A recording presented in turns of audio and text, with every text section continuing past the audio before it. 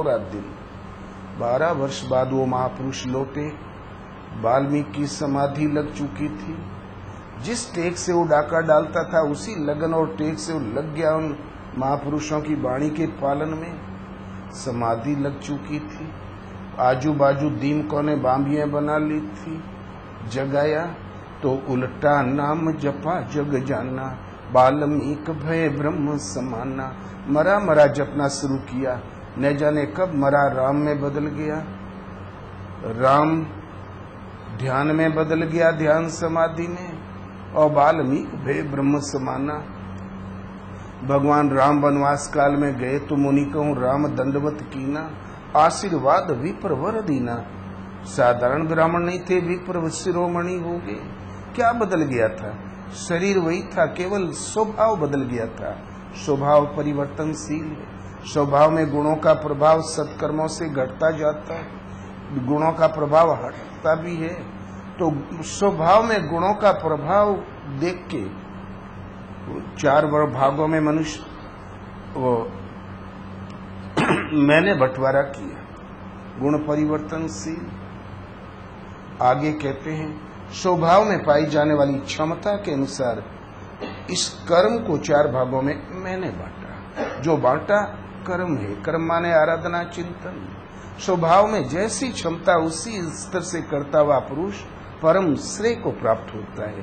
दूसरे की नकल करने वाला आवागमन को प्राप्त होता है। इसलिए स्व स्व कर्मण्य भी रता संसिद्धिम लभते नरः, स्वकर्म निरत सिद्धिम यथा विन्दति तस्सृणु। अर्जुन, स्वभाव से उत्पन्न कर्म करने की क्षमता के अनुसार कर्म में लगा हुआ पुरुष परम सिद्धि को प्राप्त होता है। जिस विधि से सिद्धि को प्राप्त होता है वो विधि मुझसे सुनो। आज भारत में है ब्राह्मण सरस्वती पूजा करे, वैश्य लक्ष्मी की, क्षत्रिय दुर्गा की, शूद्र भूत भवानी की। लेकिन भगवान कहते हैं जिस विधि से प्राप्त होता है उस विधि को मुझसे सुन।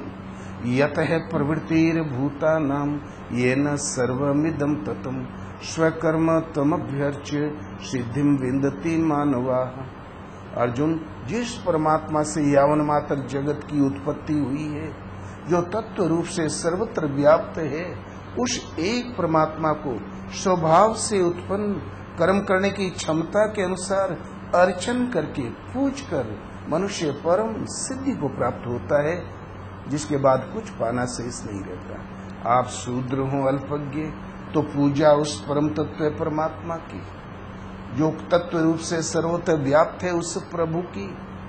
वैसे श्रेणी के तो अर्चना उनकी, उन्नत हो तो अर्चना उनकी।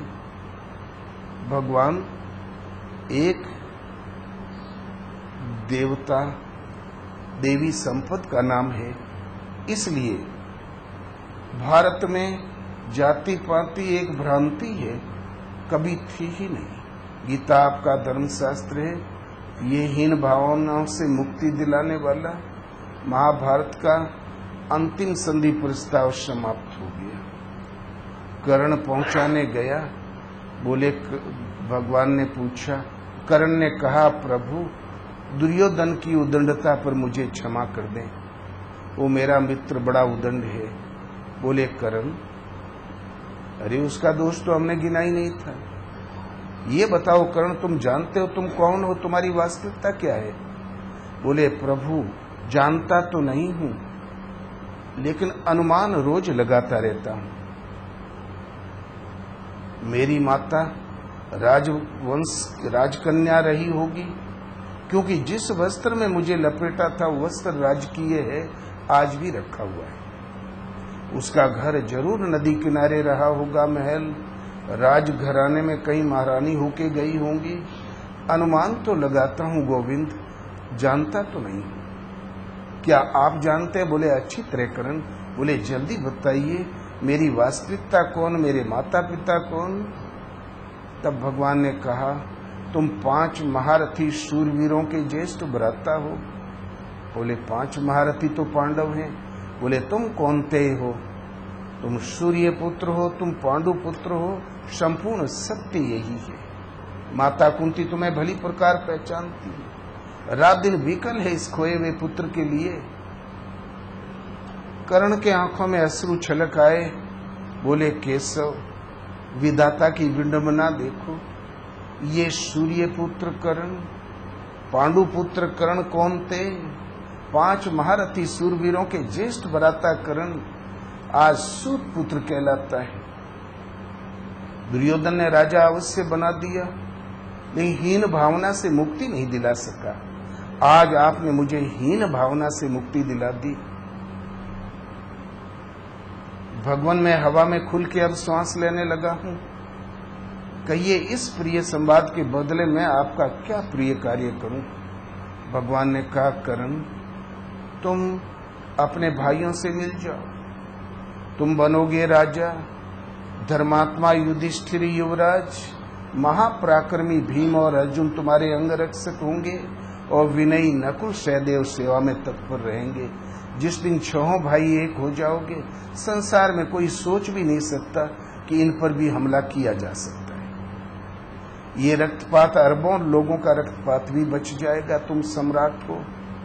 तब कर्ण ने बड़ी लंबी सांस छोड़ी, बोले केशव, एक प्रार्थना है, ये बात युधिष्ठिर से मत कहना। युधिष्ठिर है धर्मात्मा। जहां पता पाया कि कर्ण मेरे ज्येष्ठ भ्राता है, तुरंत राज मुकुट मेरे सिर पर रख देगा। मैं हूं दुर्योधन का ऋणी, ऋण चुकाने के लिए मैं उसके सिर पे रख दूंगा। अब तक मेरे भाइयों ने विविध संकट झेले हैं, लक्षागृह में, वनवास काल में। अब मैं जान गया हूं कि मेरे अनुज हैं। मैं एक पल नहीं चाहता कि मेरे भाई भविष्य में संकट में भोगे, कष्ट उठावे। और भगवान, अब तो जी चाहता है अनुज है अर्जुन, वो जिए और मैं मारा जाऊं।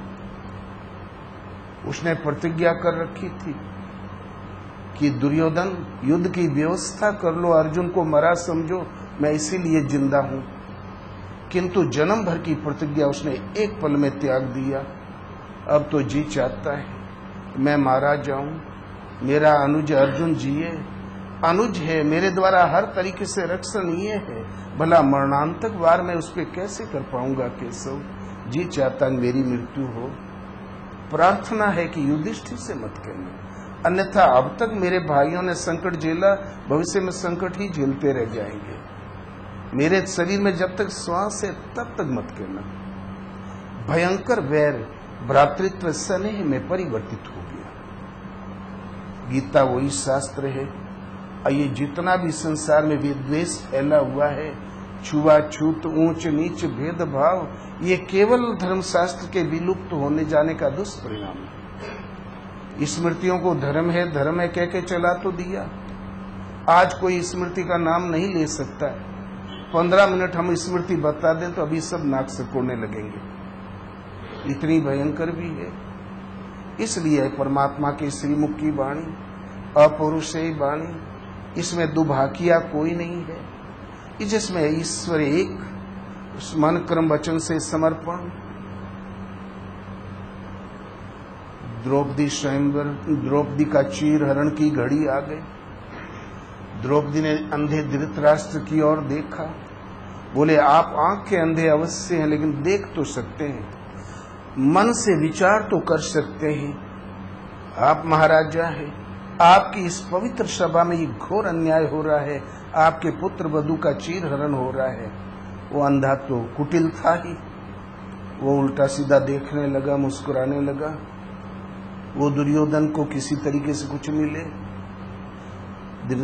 घूम गई भीष्म पितामह की ओर। पितामह, आपने प्रतिज्ञा कर रखी है कि कुरुवंश की गद्दी की रक्षा करूंगा। ये मिट्टी के चबूतरे का नाम कुरुवंश की गद्दी नहीं है, कुरुवंश की गद्दी है कुरुवंश की मर्यादा। वो धूल में मिल रही है, आपके आंखों के सामने आप ही के पुत्र वधू का चीरहरण हो रहा है।